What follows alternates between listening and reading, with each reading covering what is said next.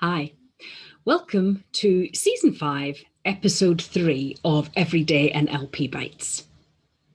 I'm Florence Madden. I'm an NLP trainer and coach based in Cumbria in the north of England. I'm also the author of The Intention Impact Conundrum and the co-author of Everyday NLP.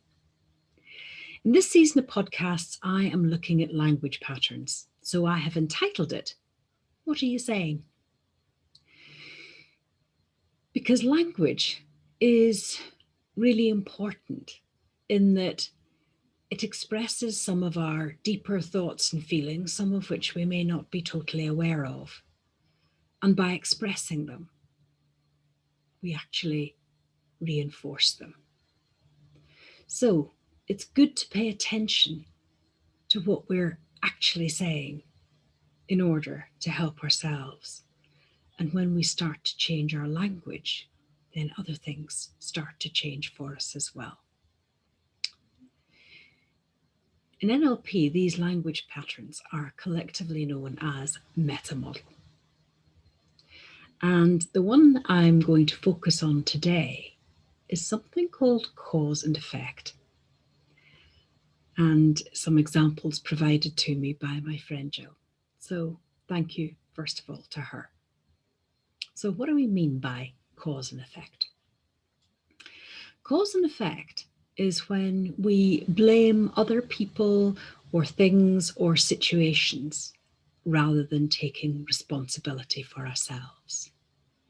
And often the language that is used there is to say that that person makes me feel something not good, that is, or that situation makes me feel whatever, bored, unhappy, frustrated. When you look more closely at that language, that implies that other people and other things have dominion over our feelings.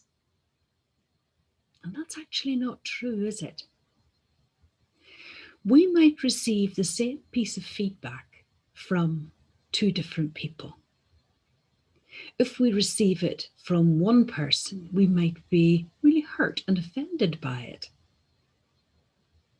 And from someone else, who maybe we feel differently about, maybe with whom we have a different relationship, we may be able to take that quite differently.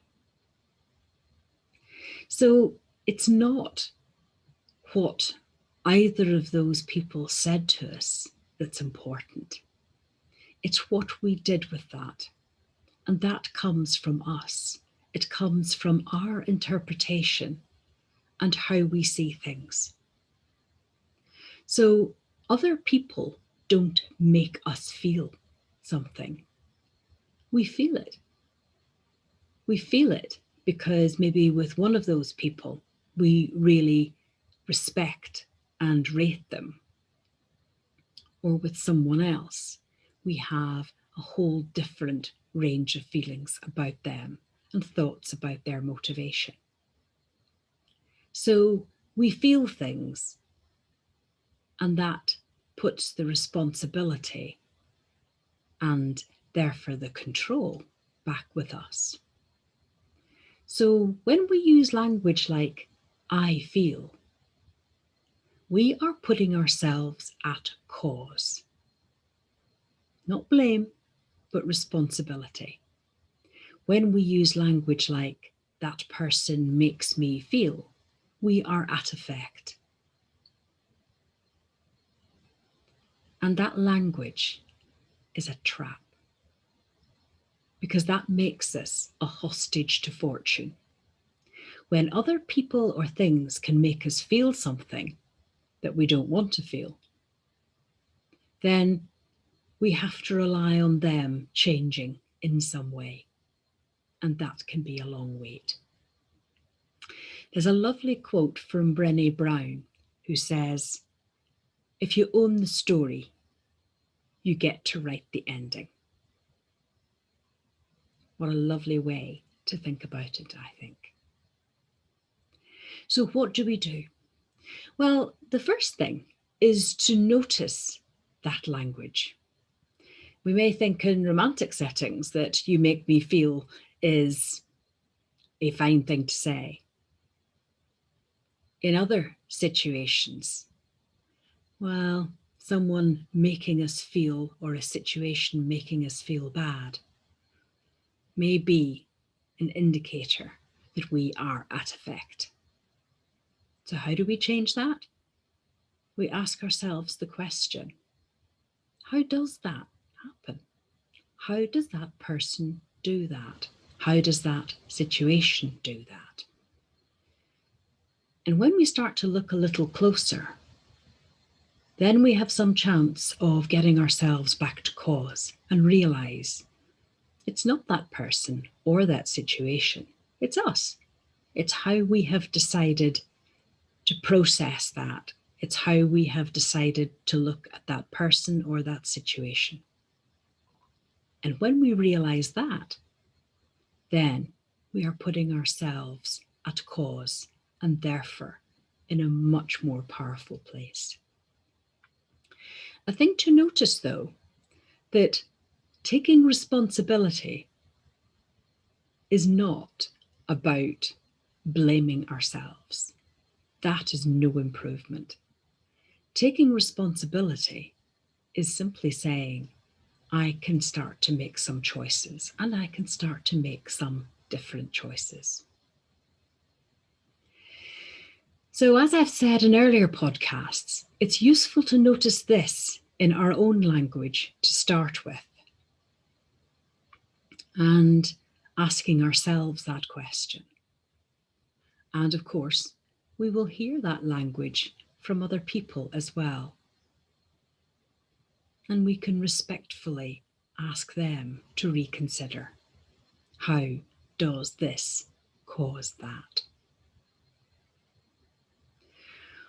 One of the things I notice a lot on television with interviewers is actually people asking that question, how does that make you feel?